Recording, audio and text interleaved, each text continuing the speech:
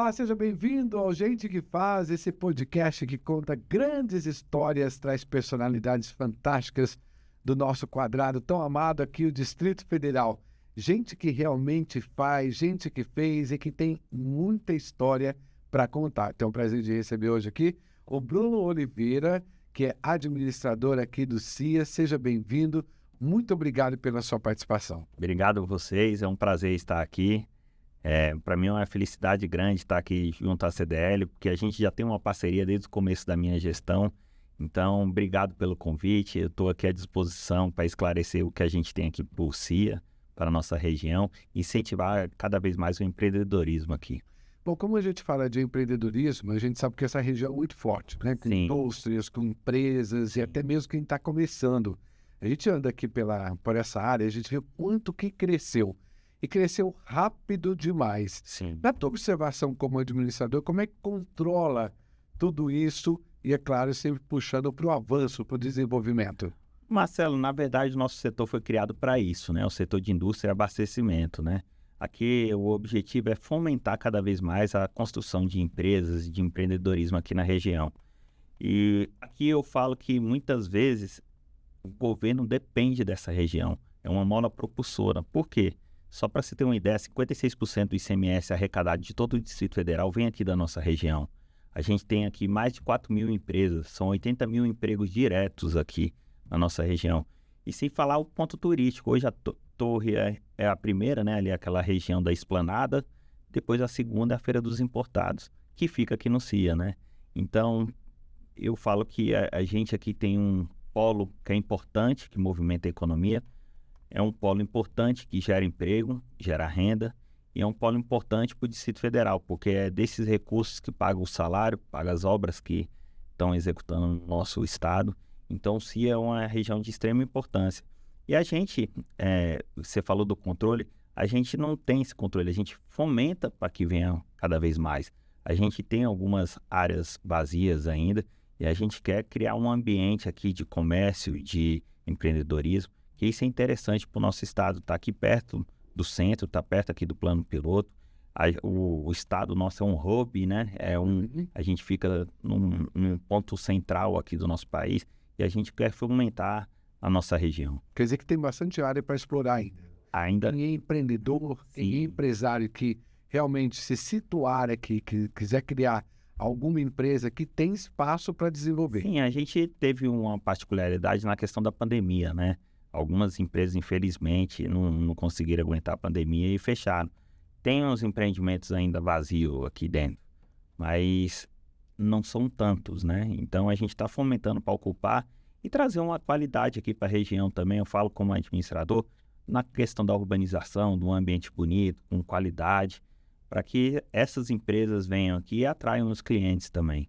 É importante ter a estrutura para tudo isso, né? Você que trabalha nessa parte administrativa, né? O olhar pro espaço, o olhar pelo local é muito importante. Né? Quando você consegue ter esse olhar criterioso de saber para onde nós vamos crescer, para onde nós queremos crescer, e aí entra o plano diretor que todas as cidades têm, que é importantíssimo. Porque através do plano diretor você consegue ter um olhar mais sistêmico, né? Daquele bairro, daquela região. O que o plano diretor tem focado para essa região? A questão daqui, Marcelo, eu falo que o plano diretor é sempre muito importante, que traz uma organização. A gente sabe o que pode funcionar, o que não pode funcionar aqui dentro e as limitações que a gente tem. Eu estava conversando hoje com uma pessoa de Recife, ela falou que está 1 ano aqui em Brasília e ela observa que aqui é tudo diferenciado, que são setorizados, né, e organizados. E isso é importante para a gente aqui, porque a gente tem áreas aqui, por exemplo, do setor de transporte e carga, onde vem grandes carretas, onde tem uma distribuição de alimentos, de remédios, de cargas em gerais, né? Então, é importante a gente ter essa regulamentação para saber onde que a empresa pode atuar, que a empresa pode abrir seu empreendimento e até facilitar essa questão de mobilidade urbana, de trânsito, de circulação de pessoas, que é uma área que cresce já com uma justificativa, né, e com as suas limitações, né, tem uma grande via, tem um setor de abastecimento legal, então isso é importante existir, eu não falo só em Brasília, em qualquer região, né. Aqui, por exemplo, quando a gente vem para cá, eu percebo que tem, realmente, quando você falou dessas empresas de transporte, tem os caminhões que ficam logo ali também, né, Sim, que param ali também, e cuidar de tudo isso, né, de uma maneira também para que não danifique a malha asfáltica, sim. os próprios lugares que foram colocados como recreação também. Qual é a modalidade que existe, por exemplo, para esses grandes caminhões que param por ali também? Como que se faz para poder ter um equilíbrio em cima disso? A gente tinha uma demanda reprimida aqui na região, que era o estacionamento para veículos de grande porte, né? Os veículos normalmente paravam na avenida e ficavam esperando o chamamento para carregar, fazer toda a carga, completar a carga para sair para distribuição. E a gente entregou no final do ano passado um estacionamento de veículos de grande porte, foi uma obra de 4 bilhões, foi entregue agora em dezembro do ano passado, e isso trouxe uma qualidade de vida, não só para quem transita aqui dentro, porque as avenidas têm uma mobilidade melhor, mas também para os caminhoneiros. Ele tem uma área reservada para ele parar, para ele descansar, para ele esperar, tem uma área de descanso, tem uma área qualificada para eles, com banheiro, com calçamento, com área de lazer ali. Então, isso tudo está pensando não só no empresariado, porque ele tem uma facilidade ali, até questão de saída de caminhão, entrada, tudo isso, mas também na vida dos caminhoneiros, né? Então, foi uma obra de grande importância que a gente planejou, era uma coisa que era uma demanda antiga para cá, e a gente está com outros projetos também ali em frente à Anvisa, por exemplo, é um lugar também de transbordo de grandes carretas ali, e eles já estacionam de forma improvisada lá. Uhum. Então a gente já construiu esse projeto, já teve aprovação de todos os órgãos, né? E agora a gente está correndo atrás de orçamento para executar. Importante esse trabalho do administrador, que é o papel que você exerce, porque é o olhar de quem governa mais próximo ali da população. Sim. Você tem que estar ali o tempo todo olhando, né? Eu falo que é o olho que realmente tem que ficar bem aberto para saber aonde estão os problemas e tentar trazer a solução. Sim. Como que é o papel do administrador regional? Que ele também precisa ter uma formação para isso, né? Sim. Eu falo que o administrador ele é um papel essencial em cada região, porque ele está na ponta, ele vê as necessidades ali de cada região. O morador ele vai procurar o administrador, ele não tem ali, ele não sai, vai para o palácio procurar o governador, o vice-governador, não, ele sai para procurar o administrador que está ali para zelar pela cidade, né? Então, quando tomei posse aqui, eu fiz um trabalho diferente, Marcelo. Eu procurei os empresários, visitei muitos dos empresários aqui para a gente ver a demanda, porque nossa região é uma região atípica, tem grandes empresários aqui que têm uma amizade com o governador. Então, eu prefiro que ele esteja passando essa demanda para mim do que esteja ligando com o governador e pedindo as coisas, né? O governador já está atrelado aí de tarefas com a cidade inteira, né? Então, eu estou fazendo essas visitas. Para minha surpresa, diversos empresários falaram, nunca um administrador aqui da região fez isso. E a gente está fazendo o papel de ali, antecipar as reclamações. Nossa, isso é muito importante. O que precisa aqui para você? O que a gente pode ajudar? Às vezes o administrador ele funciona como um despachante. Por exemplo, numa mudança de poste, eu vou lá juntar a energia, se for um poste de energia, para tentar mudar de ponto. Isso a gente fez aqui em frente a Damasco. A questão de iluminação, às vezes para melhorar a iluminação. E a região do C, que muita gente não conhece, mas no setor de transporte a gente tem um parcelamento lá irregular. Moram 4 mil pessoas naquela região. E ali carece de toda a infraestrutura, que parcelamento irregular a gente não pode colocar investimento público, né? Então a gente tenta trazer para aquela região uma melhoria. É com limpeza, é com programa social, é com atendendo o chamativo deles da questão de energia, às vezes queimam energia e não chega até eles, né? Recentemente a gente tem uma rota de fuga, a gente fez todo um calçamento e uma ciclovia, porque por ser uma região carente, eles circulam muitas vezes a pé ou de bicicleta, né? Então a gente tem que trazer essa segurança. Implantou agora 18 paradas de ônibus naquela região, porque tem um quantitativo muito grande de criança. O ônibus escolar passa na hora do almoço, se passar por lá, por exemplo, tem diversas crianças. E imagina um local sem abrigo, no sol, na chuva, ainda mais com crianças, né? Tem que dar essa estrutura, né? A gente... e é engraçado que muita gente não tem conhecimento disso, né? Eu, por exemplo, eu confesso para você que eu não tinha conhecimento dessa região. E quando eu vim para cá, quando a gente escuta a demanda de cada região, a gente vai batalhando para conseguir essas benfeitorias. E é interessante porque o administrador justamente é aquele que está ali bem perto da população, aquele que está conversando ali diretamente. Então são desde grandes obras até aquela pequena reparação ali de um bueiro que eventualmente, igual aqui no CIA, um caminhão foi fazer um retorno e quebrou. Então são coisas que a gente tem que estar ali na ponta escutando e atendendo a população. O Breno, eu costumo dizer, então, que na realidade o seu trabalho é mais do que ser um administrador, é um prefeito, né? Porque vocês, querendo ou não, aqui você pega, por exemplo, áreas administrativas que são pequenas cidades, que têm características de pequenas cidades, cada uma com uma característica diferente, né? Aqui em Brasília. Sim. Eu ainda estou na descoberta, que eu estou há 5 anos aqui, eu fico andando pela cidade e eu falo, gente, como que pode um quadrado assim desse tamanho com características diferentes para cada canto que você vai, né? Sim. Então é muito legal. Então o papel que você exerce é de prefeito mesmo, né? Na verdade, a gente já é chamado de prefeito, né? Carinhosamente de prefeito. Chegou, cara, não tem como negar, né? E a gente tem regiões administrativas aqui, eu vou falar, por exemplo, Ceilândia, Samambaia, são regiões que são maiores que muitas prefeituras aí do nosso... Muito, muito mesmo. E aqui o CIA, aqui eu vou falar da minha região, a gente pensa que não, muitas vezes as pessoas acham que o CIA é só o trecho 1 ao 4 ali, mas a gente abrange uma grande área. Aqui pega o Saam, o SOF Norte, eu estou aqui, minha área de abrangência até a água mineral, ainda pega o setor de inflamáveis aqui embaixo e o setor de terminais de carga. Nossa, vai longe, hein? Vai longe. É uma área bem extensa. Então, assim, o que eu faço? Eu procuro estar visitando o pessoal da área empresarial, né, a área privada, mas eu também tento, tanto de manhã quanto no final da tarde, eu procuro andar para saber o que está acontecendo, qual que é a área que precisa um maior cuidado, uma melhor atenção, né? Porque, assim, a gente tem uma equipe que é reduzida.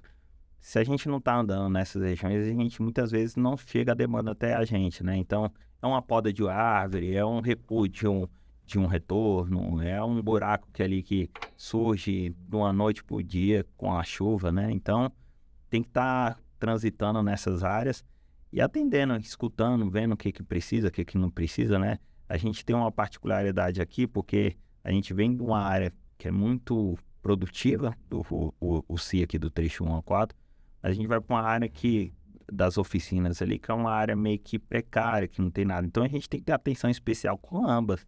Isso aí não difere a questão do poder aquisitivo ou não. A gente tenta trazer melhorias por ambos os lados, né?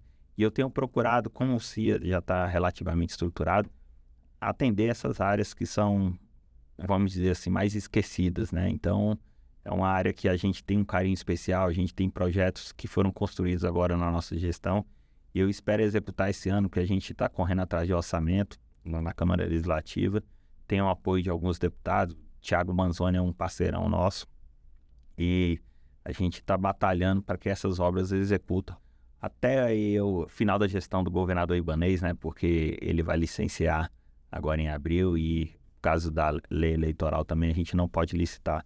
Então a gente está correndo, está suando aí para que essas coisas aconteçam aqui na região. E aí, quando entra essa questão dos recursos, como administrá-los, por exemplo? Porque você me deu um panorama aí de várias situações que vocês têm que resolver. Sim. Iluminação pública, a estrada, são as ruas, são as calçadas. Sim. Você tem muita demanda, né?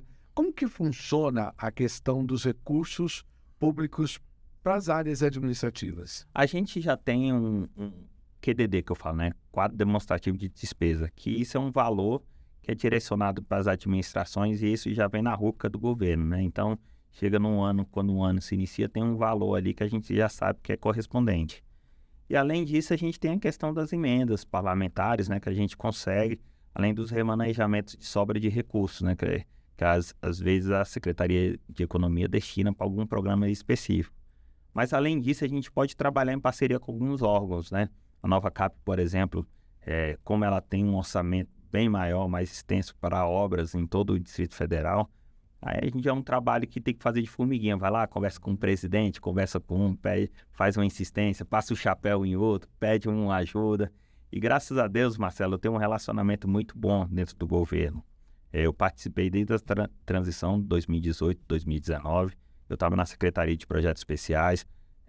Muita gente do governo ibanês ainda está participando do governo, né? Porque é normal, cadeira de político não tem dono, né? Tem uma rotatividade. E o que eu faço? Eu procuro essas amizades de uma forma para que possa me ajudar também. O secretário de Obras, por exemplo, o Walter, quando ele tomou posse, ele foi da mobilidade, foi para a Secretaria de Obras. Eu já fui com uma listagem lá para ele. Falei, Walter, o que você consegue me ajudar? Eu dei boas-vindas para ele, com o retorno dele, e vim com a listagem de obras. E graças a Deus, o Walter é um parceirão, foi ajudando. E isso eu tenho feito em vários órgãos, né? Aqui a Secretaria do Trabalho, o Thales, eu trabalhei com o Thales também. E quando eu vim para cá, eu verifiquei que no CIA tinham 4 quadras de esporte que mais de 10 anos nunca tinha feito uma intervenção. Nossa, estava do mesmo jeito. Estava do mesmo jeito. Mas estava funcionando, pelo menos? Uma das quadras ainda o pessoal utilizava, as outras estavam degradadas, paradas. Nossa, área pública que poderia ser usada pela população. Pois é.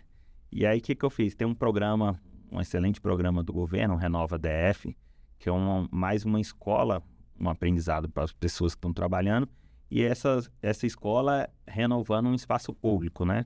E aí eu pedi essa força para o secretário Thales. Thales, não, vou ver o que eu faço para te atender.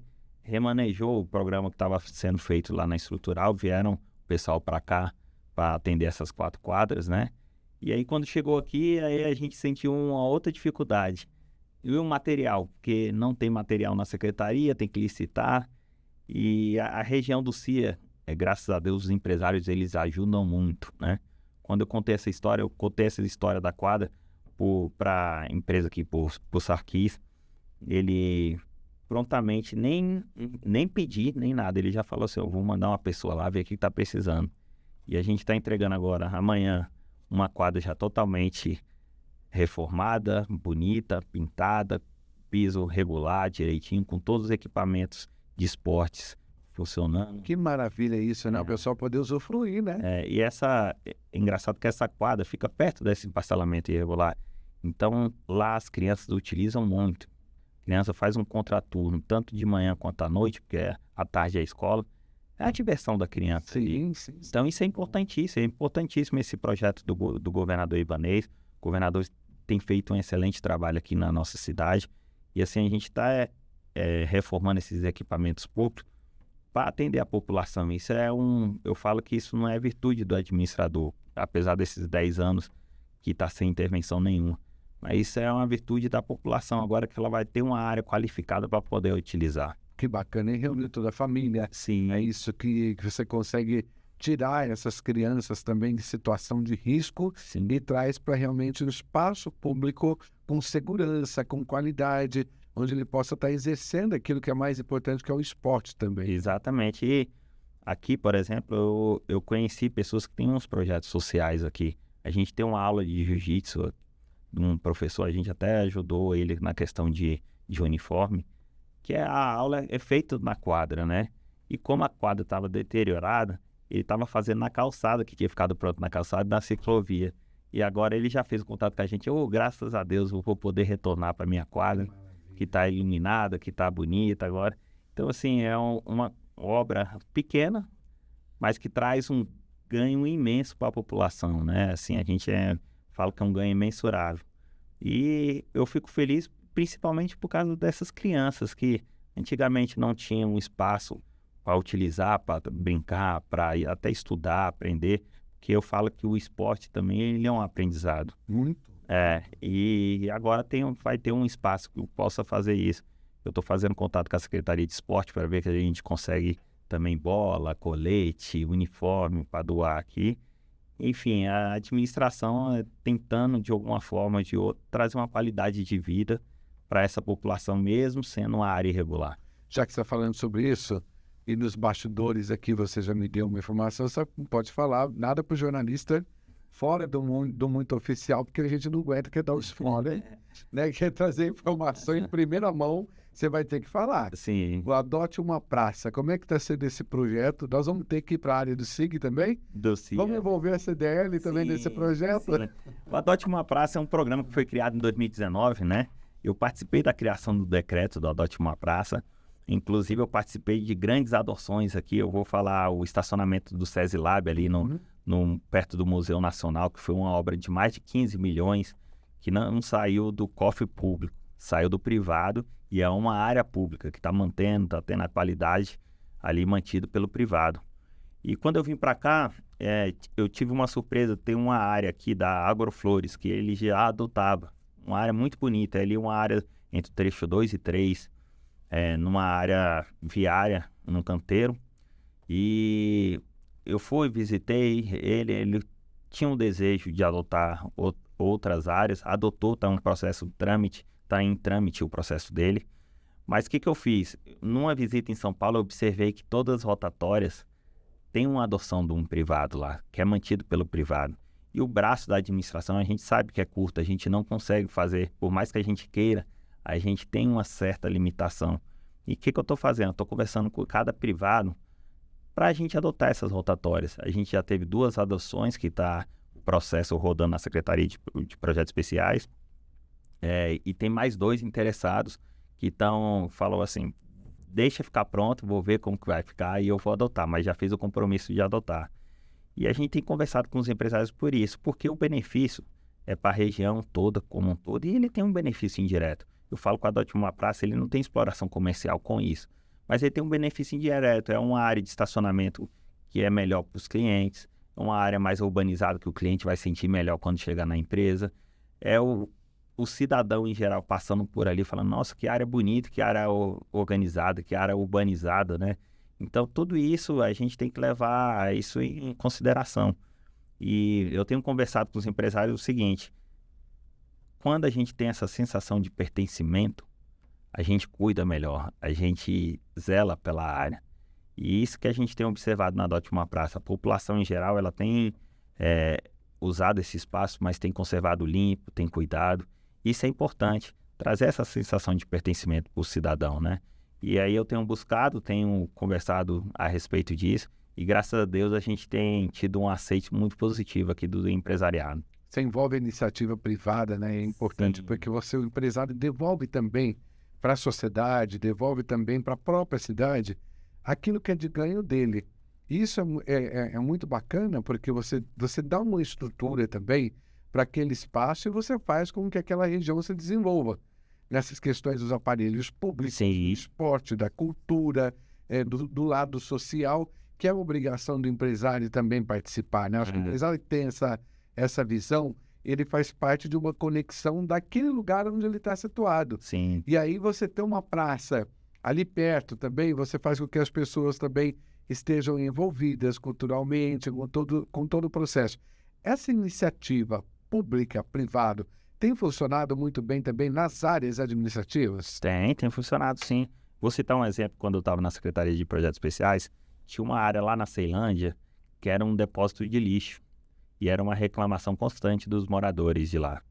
E teve uma vez que o interessado, isso eu falo o cidadão, procurou a secretaria e falou assim, ó, se vocês conseguirem limpar, eu vou conservar essa área aqui, vou manter ela para não ter novos depósitos de lixo.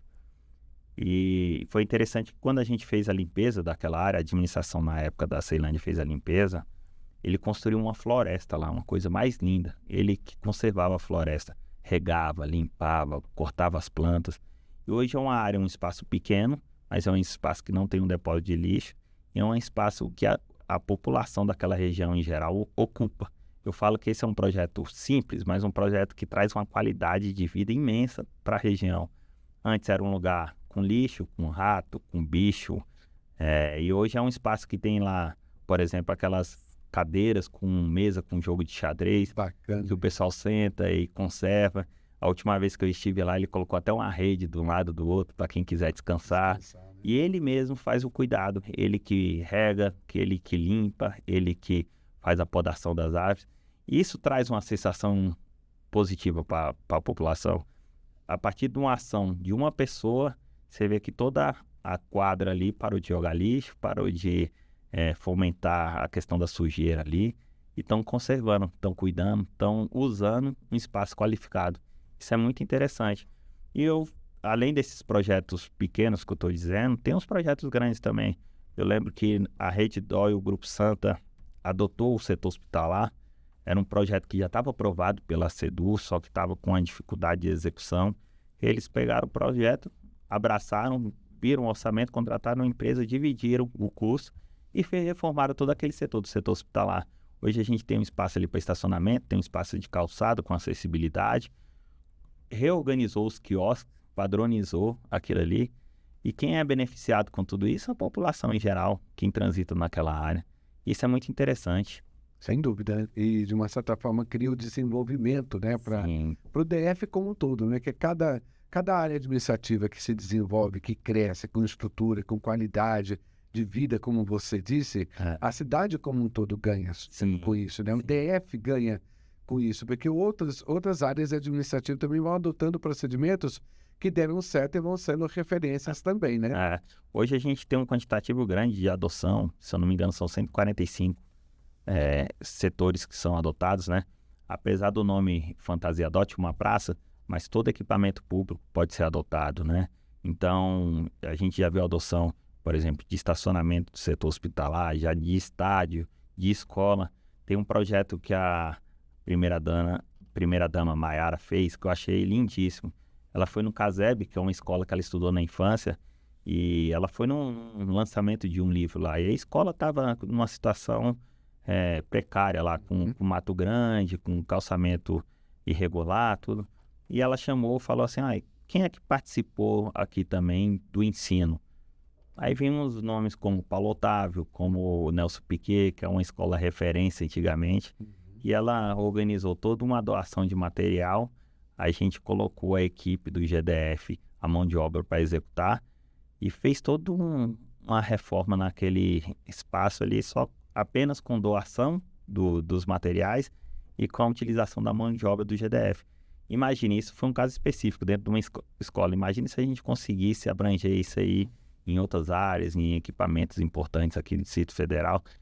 Quanto qualidade de vida a gente estaria trazendo para a população, né? Então, é importante incentivar, é importante estar participando e o governo como um todo também tirar a burocracia, porque o privado tem interesse. Possa participar mais, né? Exatamente. Às vezes a burocracia atrapalha muito, né? Tem aspectos burocráticos no Brasil ainda, que eu acho que é isso que atrapalha a gente também. Você vê, depois empresas querendo vir para o Brasil, aí tem aqueles entraves, muita papelada, muita burocracia. Tem empresa que até desiste de vir para o Brasil por causa dessa burocracia. A gente precisa eliminar essa burocracia. Claro que tem que ter critérios, né? Você tem que ter também os critérios, o que se pode, do que não pode, mas essa burocracia que atrapalha o desenvolvimento do Brasil e das cidades também. Você acredita que aqui no Distrito Federal a gente está conseguindo vencer essas barreiras? Eu acho que a gente avançou muito, né, Marcelo, aqui nessa questão. O governador, eu lembro que no começo da gestão dele, ele falou a seguinte frase que ficou marcada para mim: meu governo é para pobre, para rico basta não atrapalhar. E ele tem incentivado essas empresas vindo para cá, né? Então, eu não estou falando que a gente não tem que estar junto ao rico, ao empresariado. Não, pelo contrário, o governo está para servir. Somos servidores públicos e estamos ali para servir. Mas assim, a gente tem que ter uma atenção especial para esse pessoal que tem uma dificuldade. Para o pessoal que gera emprego, o pessoal que gera renda, que está movimentando a economia, a gente tem que eliminar as burocracias, tem que evitar esse... eu falo que a gente escutou muito aqui como do GDF como um todo, que o Goiás cria facilidade de tributos para as empresas solidificarem. Isso é verdade. A gente tem que pensar nessa maneira também de regulamentar a questão de tributos para facilitar aqui. Está dando certo lá, né? O que a gente não pode trazer para cá, né? O que eles estão fazendo lá que a gente pode também melhorar aqui, né? E eu observei isso no ITBI. O governador ele fez uma medida que em 90 dias o ITBI reduziu de 3% para 1%. Você fez uma renúncia ali naquele período.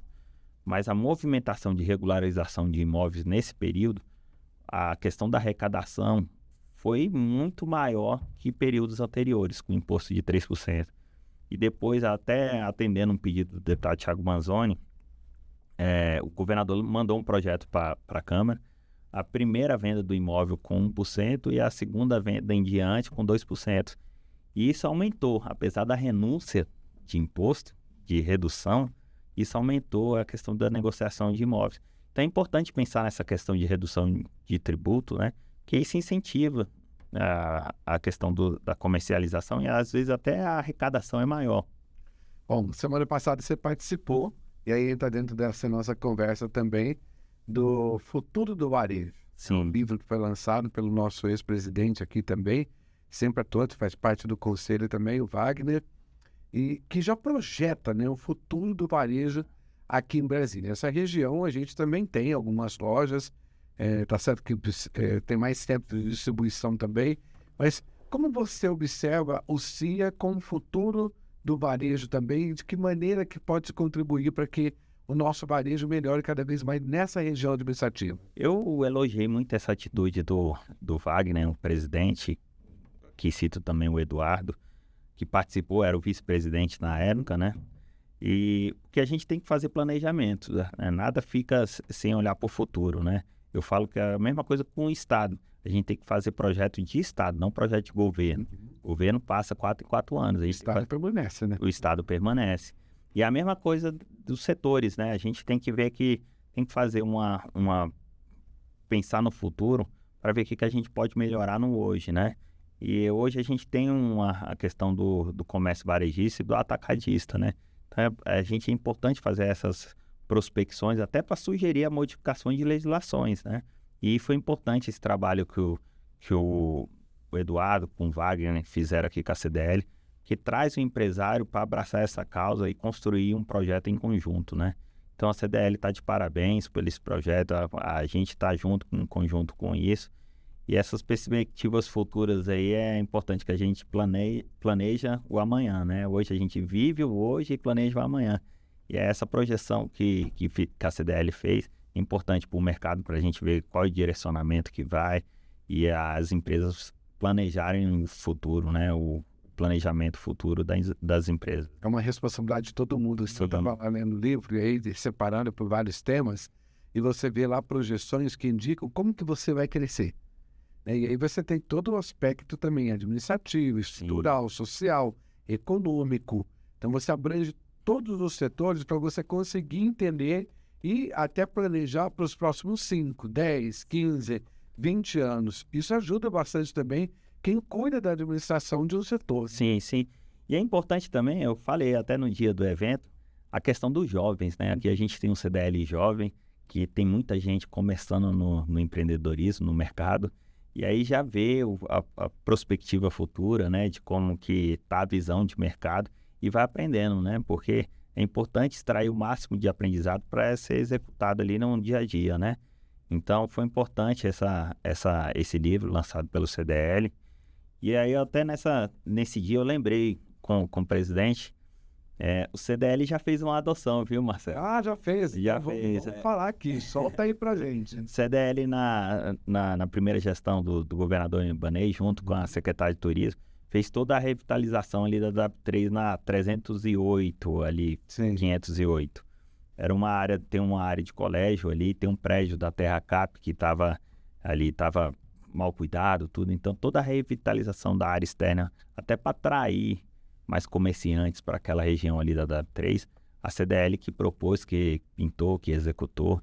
E independente de tamanho, isso é importante, é uma entrega importante para o Distrito Federal, para o governo do Distrito Federal. Se cada um movimentasse um pouquinho do pauzinho, fizesse o melhor para a área pública, garanto que nossa cidade estaria diferente, né? Então eu falo assim que é a consciência de cada um. Eu brinco que o ADOT é um programa interessante, mas a gente, independente do ADOT, a gente começa no dia a dia, né? Porque quem suja a cidade não é o governo, quem suja a cidade são os cidadãos. Uhum. Então a gente tem a consciência de conservar, de manter, de limpar e manter uma cidade qualificada. A gente vai para aí de primeiro mundo, a questão é totalmente diferente. Tem até legislação que não deixa jogar um lixo. Você é um dado. Exatamente. Europa como um todo, qualquer lugar que você vai, qualquer cidade, se alguém joga alguma coisa no chão ou infringe alguma regra que vai atrapalhar o coletivo social, a pessoa é multada. Eu acho isso interessantíssimo. Sim, Deveria adotar também no Brasil, nas cidades, porque a responsabilidade não é só de quem administra, mas exato. de quem faz parte do contexto também. O que eu vejo aqui no Brasil, né, o pessoal reclama muito, mas na hora dos deveres parece que todo mundo quer fugir, Pois é. tirar o seu da reta, né? É. Ninguém quer contribuir. Eu penso que falta essa civilidade para o jovem entender melhor sobre isso, para a criança, isso tem que ser ensinado na escola. Perdeu-se muito isso. Na minha época, eu lembro que na época de escola a gente tinha muita civilidade.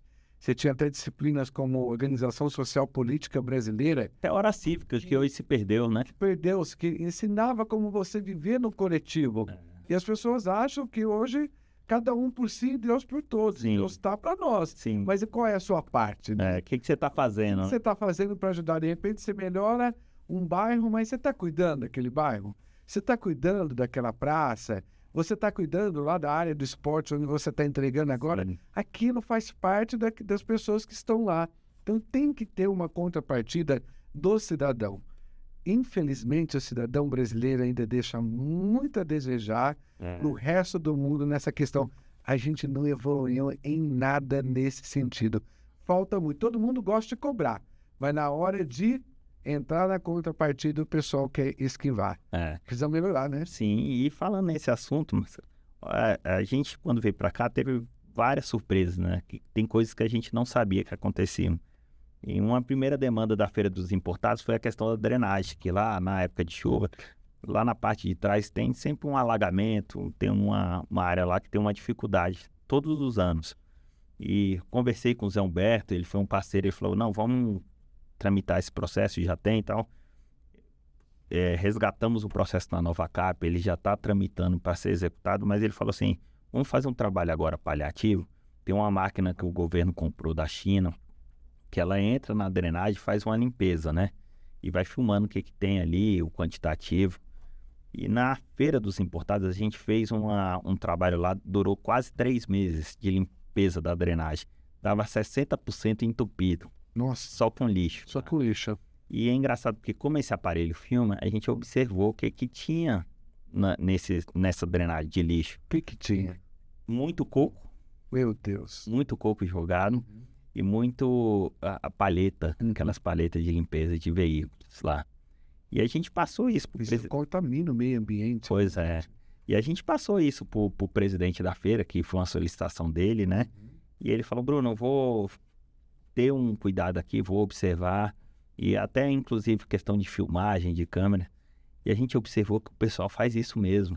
Está separando? Não, com filmagem dele lá da associação, a gente viu que o pessoal é capaz de levantar o bueiro, a tampa do bueiro e jogar o lixo. Isso é muito irresponsável.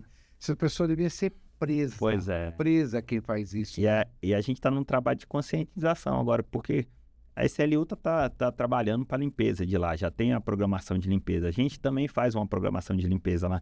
Então, deixa o lixo separado, sim. Ali específico, e já tem a parte de coletagem também privada da feira, que faz a reciclagem de materiais. Então, assim, uma educação que vem do berço, né? Começa em casa, né? A gente fala que é obrigação de educar dos pais. Sim. A escola tem que ensinar, trazer cultura, entender como é que funciona o mundo, né? O problema é que os pais de hoje... delegam tudo, né? Delegando tudo para os professores. Não é assim que funciona. Precisa dessa civilidade, dessa consciência. E está funcionando agora lá? Você tem percebido que mudou um pouco? Melhorou bastante. Melhorou. Porque eu chamei o SLU, chamei o presidente da feira, a gente como administração também, e a gente fez um trabalho em conjunto para tentar reeducar o pessoal de lá. Fez um programa de distribuição de panfletos, uma conversa com o SLU, entrou com o pessoal lá dentro, conversando com cada um, questão de descarte de lixo, essas coisas. Melhorou, mas infelizmente ainda existe, né? Não sei, eu acho que a gente não vai... Tem algumas pessoas que acham que elas são donas do mundo, né? Que elas vivem sozinhas, só que elas esquecem que tem a família. A gente vai deixar esse mundo, a gente vai passar, mas vai ficar para os filhos, para os netos, e aí? A gente só pensa na gente e esquece quem vai ficar, né? E eu estava conversando isso, o lixo hoje nos países de primeiro mundo, ele se transforma em dinheiro, sim, em moeda monetária, né? Então, o brasileiro esquece aqui, por exemplo, que latinha, um papelão, né? Plástico, né? Apesar da questão, o valor ser baixo, mas fazer a separação, ajudar quem está recolhendo, chamar uma cooperativa dessas, fazer essa Tem separação. bastante, né? Tem bastante. E aqui perto, Aqui pertinho, né? aqui na Estrutural tem uma das maiores cooperativas daqui. Então, fazer um trabalho em conjunto de separar o material, de entregar para eles, você está fazendo até um trabalho social, ajudando esse pessoal. Então, assim, basta querer mesmo, né? Fazer uma diferença, fazer uma vontade, que eu acho que a gente precisa mudar a consciência do cidadão em geral, né? Aos poucos a gente vai conseguir. Vai Parece que sim. começa com os mais jovens. É, Se a gente conseguir pegar lá as crianças, né, e vai trabalhando eles na fase da adolescência, da juventude, até chegar na fase adulta, a gente vai ter um mundo bem melhor. E trabalho que tem que ser feito por vocês que estão à frente, né, que é o papel de vocês levarem para as escolas, levarem para os sindicatos, para as associações, esse papel de todo mundo contribuir. Bruno, a gente está encerrando, mas antes disso, eu queria saber o que tem de mais projetos aqui para a nossa área do CIA, perto do CDL. O que você tem ainda de ações que vão ser executadas ainda esse ano? o projeto principal daqui da região é retirar do CPP, que é aqui perto, né? Ah, tá. Está numa fase já bem avançada do projeto e espero que até o meio do ano já inicie a obra lá perto da Papudo para a gente começar a planejar a transferência para lá, né? Eu tenho muita questão aqui de calçada e iluminação, que é uma região aqui relativamente nova, o trecho 17, né? E carece de mais calçada e de iluminação. Mas também a gente está aqui pensando na questão aqui da troca de todo o asfalto, fazer uma requalificação aqui do espaço, inclusive nessa questão aqui da malha férrea, que tem um grande declive aqui, para a gente tentar trazer uma solução para cá, porque aqui interfere até no transporte público, o ônibus não consegue passar porque pega no chão, né? E além disso, eu tenho uns benefícios que a gente vai executar esse ano, que é aqui próximo. Esse estacionamento trecho 5 e 7, ali perto da Anvisa, é na entrada aqui do trecho 17, né? Então é importante. O programa Adote uma Praça, esse balão aqui da entrada do trecho 17, ele vai ser todo requalificado. Tem uma empresa vai ficar, uma empresa privada quer fazer aquela placa escrito Eu Amo CIA, com toda uma urbanização diferenciada, com os plantas. Inclusive, o projeto dele inicial era tão grandioso que ele queria colocar uma caixa d'água subterrânea para ter irrigação todo dia da área, ficar uma área bem qualificada, bonita, limpa, né? E esse projeto não avançou da caixa d'água, mas a gente está trabalhando em parceria, já está uma fase bem avançada, que quando ele começar a urbanização, a gente vai também participar do cuidado, da manutenção. Então, esses são os projetos do trecho 17, mas os projetos por si aqui a gente tem vários. Tem o estacionamento do trecho 4 ali, que fica aqui relativamente perto, que é uma área onde os caminhões param também e causam um transtorno ali no trânsito. Tem a iluminação da entrada toda do CIA, do viaduto Ayrton Senna até o trecho 1, que a gente está com um projeto já dentro da SEB, só falta questão de orçamento agora para ser executado. Então vai trazer toda uma iluminação ali junto à avenida. E fora essa questão de calçamento, urbanização, que eu falo que toda essa parte aqui do CIA carece de um pouquinho de calçamento. Porque aqui a gente tem um movimento muito grande durante o dia, né, por causa das empresas. Mas assim, sempre pensou no asfalto e na empresa, né? E esqueceu do trabalhador, do dia a dia, da parada de ônibus. Então esses projetos de abrigo de ônibus, de calçada, de ciclovia que muitos acessam, né, a gente desenhou toda a nossa região, já mandou para a Nova Cap, já teve a aprovação de outros órgãos e a gente quer executar esse ano. Muito bem. Bruno, administrador aqui do CIA, é gente que faz. Você dorme, Bruno? Consegue? E é engraçado, Marcelo, deixa eu te falar. Eu tô com 3 filhos, né? E inclusive um filho pequeno, tem um ano e 3 meses. Eu durmo tarde, meia-noite, mas 5 horas da manhã eu tô na rua. Já tá andando nos lugares aí. Eu gosto de acordar, fazer minha atividade logo cedo, que aí já cumpri um papel, né? Então, 5 horas da manhã eu tô correndo na rua e eu gosto de fazer atividade na rua. E aí, aproveitando que eu gosto de correr, de pedalar, eu até conversei com um grupo aqui daqui do CIA também, que faz uma corrida de rua. A gente tá tentando viabilizar uma corrida aqui dentro do CIA pro dia 17 de setembro, se eu não me engano, que é o aniversário da empresa. Então, eu já tô adiantando, porque é uma ideia, mas é uma coisa inovadora aqui para a região. Eu já conversei com a Fibra quer apoiar, Eu conversei com o FEComércio também, que é, CDL. e CDL está sempre junto no nosso projeto. Todos os projetos sociais, esportivos, isso é muito bacana. Vamos ver se isso sai do papel e a gente consegue executar aqui, porque é uma oportunidade de a gente movimentar também a região aos sábados e domingos aqui também. Né? Com certeza, precisa. Bruno, obrigado pela sua participação. Por nada. E até uma próxima oportunidade, você vai ter que voltar, porque eu tenho certeza que vai ter muita coisa para você falar aqui conosco ainda. Eu que agradeço, gostaria de agradecer na pessoa do Marcelo, também o presidente Eduardo, o presidente Wagner, e toda a equipe aqui do CDL. Eu estou em contato com o CDL Jovem para a gente fazer aqui, começar a conversar até com os empresários daqui, da gente fazer aquele dia sem imposto, englobar todas as atividades, né?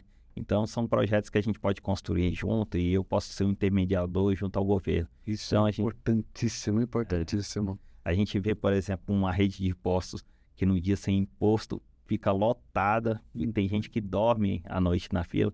Então, por que não fazer em todas as atividades, né? Movimentar aí o empresariado. Então, são projetos belíssimos que podem contar com o meu apoio e a gente pode fazer essa interlocução junto com o governo. Com certeza. Muito obrigado mais uma vez. Nada. Parabéns pelo trabalho que você executa aí e que a gente consiga desenvolver cada vez mais a nossa querida Distrito Federal, que não para de crescer. Precisa de gente como você para poder ajudar nesse desenvolvimento. E para você que nos acompanhou, muito obrigado também pela sua audiência, pela sua atenção. E eu vou pedir um favor para vocês, hein? Pega esse conteúdo de hoje aqui, compartilha para os amigos, compartilha para todo mundo da família, compartilha para a nossa sociedade, que para a gente ver realmente quem faz e quem faz direito. Até a próxima edição. Tchau. Um abraço.